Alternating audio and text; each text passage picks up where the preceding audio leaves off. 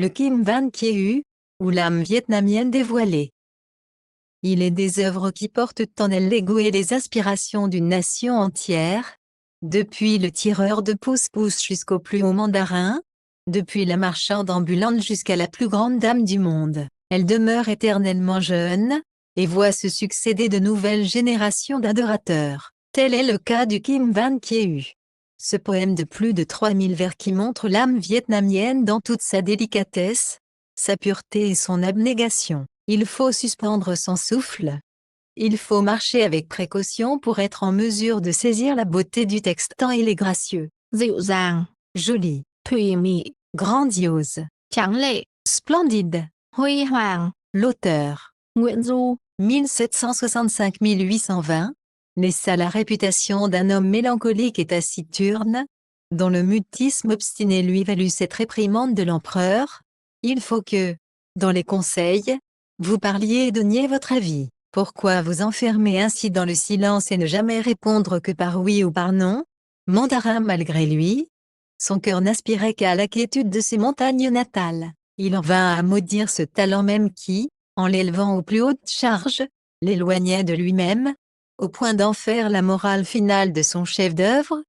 Que ceux qui ont du talent ne se glorifient donc pas de leur talent. Le mot tài, talent rime avec le mot tai, malheur, égal à lui-même. Il refusa tout traitement au cours de la maladie qui lui fut fatale, et, apprenant que son corps se glaçait, il accueillit la nouvelle avec un soupir de soulagement. Bien, murmura-t-il, et ce mot fut son dernier. L'épopée de la douleur.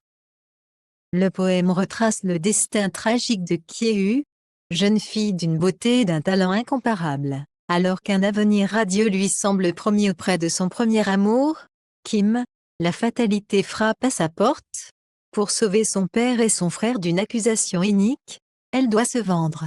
Alors, commence pour elle un périple de 15 années, durant lesquelles elle sera tour à tour servante, concubine et prostituée, fuyant une infortune pour n'en trouver qu'une pire. Pourtant, tel le lotus qui fleurit sur la fange, au milieu de cette abjection même, Kiew conserve le pur parfum de sa noblesse originelle, guidé par une conviction inébranlable. Si un lourd karma pèse sur notre destin, ne récriminons pas contre le ciel, et ne l'accusons pas d'injustice. La racine du bien réside en nous-mêmes. Entre traduction et création.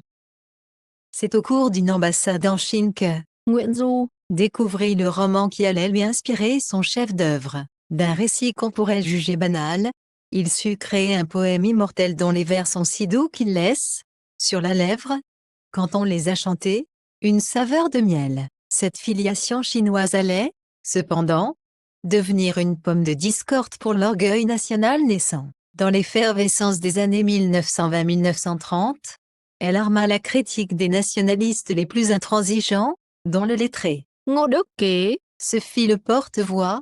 Le Thanh Tâm Tài Nhân, source du Kim Van Kiew n'est qu'un roman méprisé en Chine, et voilà que maintenant le Vietnam l'élève au rang de livre canonique, de Bible.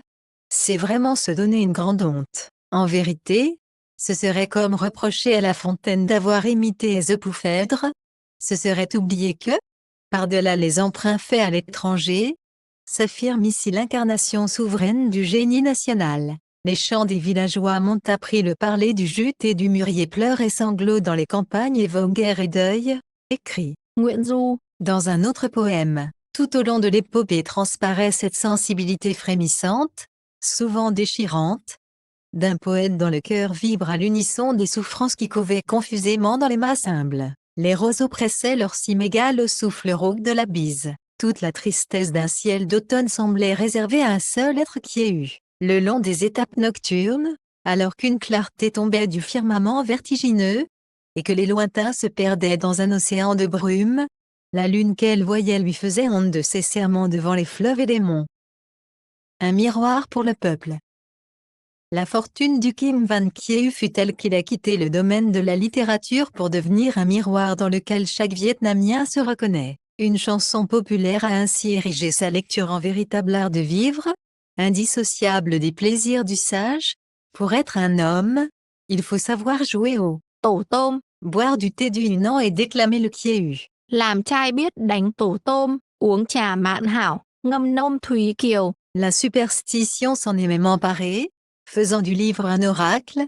Dans les moments d'incertitude, il n'est pas rare qu'on l'ouvre au hasard pour y chercher, dans les vers qui se présentent, une réponse du destin. Aussi, du cabinet du savant à la demeure la plus modeste, le poème a-t-il su se faire indispensable. C'est au lettré Phạm Quỳ. que l'on doit la formule, restée célèbre, qui résume ce sentiment. Qu'avons-nous à craindre? De quoi devons-nous être inquiets? Le qui restant, notre langue reste, notre langue restant, notre pays subsiste.